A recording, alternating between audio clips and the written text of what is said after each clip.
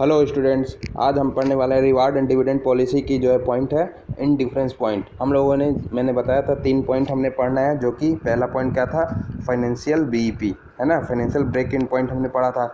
दूसरा पॉइंट क्या पढ़ा था, ईपीएस, जो कि अर्निंग पर शेयर हम लोगों ने निकाला, सेल्स माइनस वेरिएबल कॉस्ट करके ये जो कंट्रीब्यूशन आती है उसमें से फिक्स्ड कॉस्ट माइनस करते हैं। वैसे हम लोग ईपीएस पढ़ाता है ना, इसमें हमें ज़ीरो लाना था जो ईपीएस, और इसमें कुछ ना कुछ ईपीएस हमें चाहिए थी। ठीक है, आज हम पढ़ने वाले हैं इन डिफरेंस पॉइंट। तो इन डिफरेंस पॉइंट मतलब क्या होता है, ये हम पढ़ेंगे फाइनेंशियल मैनेजमेंट में।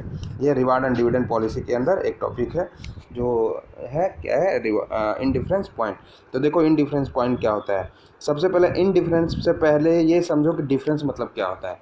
डिफरेंस मतलब कि दो चीज़ों के बीच कोई डिफरेंस या कोई अनसिमिलरिटी है ना। जैसे सपोज करो कि दो आदमी है, ऐसे एक आदमी ये, एक आदमी दो, दोनों एकदम हर एस्पेक्ट्स में सेम है ना। तो हम इनमें अगर डिफरेंस कोशिश करने चाहेंगे तो हम इसमें क्या करेंगे, डिफरेंस फाइंड करना चाहेंगे। तो हम कैसे उसमें डिफरेंस निकालते हैं, हो सकता है वो आदमी कोई लंबा हो, कोई छोटा हो, ऐसे तो हम डिफरेंस निकालते हैं ना। सिमिलरली अगर उसका हम उल्टा कर दे तो इनडिफरेंस मतलब हम कोई भी मतलब सिमिलरिटी नहीं ढूंढ पा रहे हैं, कोई भी डिफरेंस नहीं निकाल पा रहे हैं। इनडिफरेंस मतलब क्या होता है, सिमिलरिटी।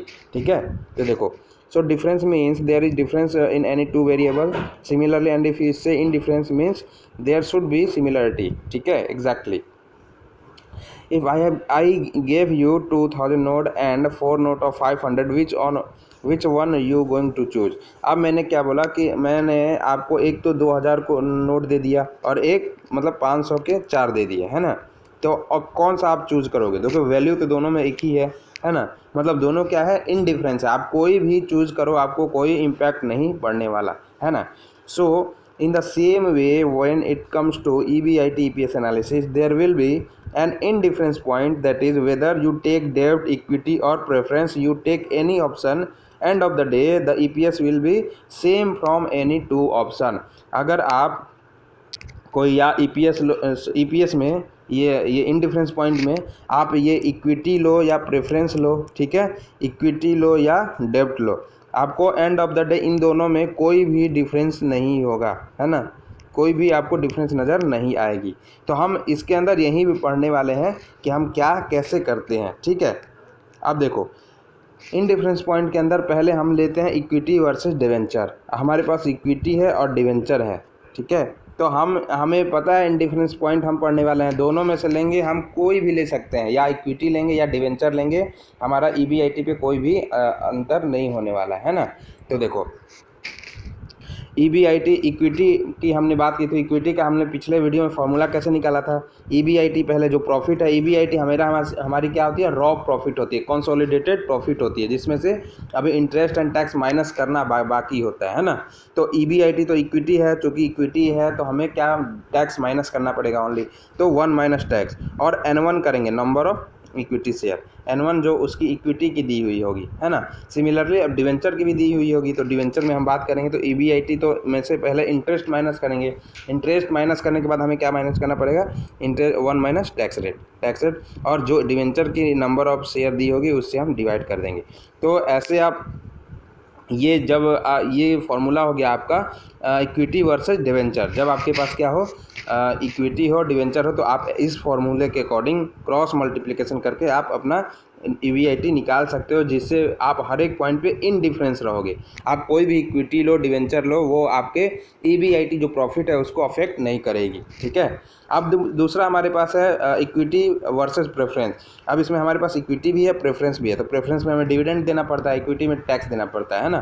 तो ईबीआईटी में 1 माइनस टैक्स मैंने कर दिया, और N1 जो इक्विटी की नंबर ऑफ शेयर है, ठीक है, इक्वल टू हम करेंगे ईबीआईटी 1 माइनस टी, क्योंकि हमें टैक्स रेट तो माइनस करना है, माइनस प्रेफरेंस डिविडेंड, क्योंकि प्रेफरेंस है हमारा, तो N3, ये तो N2 था लेकिन यहाँ N3 जो प्रेफरेंस का दिया हुआ हो, है ना, प्रेफरेंस के नंबर ऑफ शेयर दिए हुए हो तो N3 कर देंगे। तो इसको इक्वल करके हम क्रॉस मल्टीप्लिकेशन करेंगे क्वेश्चन के अंदर, तो ये हमारा इक्विटी और प्रेफरेंस की आ जाएगी indifference point where EBIT doesn't affect, EBIT कोई पर इफेक्ट नहीं पड़ने वाला है ना। ठीक है, अब तीसरा हमारे पास क्या है, equity versus preference versus debenture. अब हमारे पास सब कुछ है, इक्विटी भी है, प्रेफरेंस भी है और डिवेंचर भी है। तो इक्विटी में हमने क्या माइनस करना है, टैक्स माइनस करना है, प्रेफरेंस में हमें डिविडेंड माइनस करना है और डिवेंचर में क्या माइनस करना है, इंटरेस्ट माइनस करना है, क्योंकि लोन होता है हमारा। तो देखो अब हमारा क्या है कि जैसे इक्विटी है तो इक्विटी में हम ये कर देंगे EBIT 1 minus tax upon N1, चूँकि इक्विटी का हम लेंगे, ठीक है। और प्रेफरेंस में देखो और डिवेंचर में क्या होगा, EBIT माइनस इंटरेस्ट तो करेंगे, सबसे पहले हम इंटरेस्ट माइनस करते हैं, उसके बाद 1 माइनस टैक्स रेट, चूँकि प्रॉफिट होगा या ना होगा आपको तो टैक्स देना पड़ेगा, प्रॉफिट हुआ तो आप दोगे, प्रॉफिट हुआ नहीं हुआ तो नहीं दोगे, है ना। तो 1 माइनस टैक्स रेट तो किसी भी हालत में आपको डिडक्ट करना ही है। उसके बाद हम क्या करते हैं, minus preference dividend. Preference dividend अगर चूँकि इसमें प्रेफरेंस हमारे पास प्रेफरेंस शेयर कैपिटल वाले हैं, है ना, अपॉन क्या कर देंगे N4 क्या है, नंबर डिवेंचर और प्रेफरेंस शेयर के वो शेयर्स हैं, ठीक है। तो ऐसे आप करोगे तो आपके क्या आ जाएंगे, आप इन डिफरेंस पॉइंट पे पहुंच जाओगे, आप इन डिफरेंस पॉइंट पे पहुंच जाओगे, जिससे आप कोई भी या इक्विटी लो या प्रेफरेंस ये लो या डिवेंचर लो, आपकी EBIT क्या होने वाली है, सेम होने वाली है। At the end of the day आपकी EBIT क्या होगी, सेम होगी। जैसे हर एक केस में सपोज करो इक्विटी में आप चेक कर रहे हो, इक्विटी में 50 लाख रुपए आपके प्रॉफिट आ रहे हैं, डेब्ट में आपके 50 लाख रुपए प्रॉफिट आ रहे हैं, और ये प्रेफरेंस में आपके 50 लाख रुपए प्रॉफिट आ रहे हैं। तो ये तीनों केस में सेम आएंगे, ये तीसरे वाले पे equity versus preference versus debenture करने पे ये आप फॉर्मूला यूज़ करोगे तो आपके ये तीनों 50 लाख, आप कोई भी सभी ये शेयर कैपिटल ले लो, आपके EBIT क्या होंगे, चेंज नहीं होने वाले।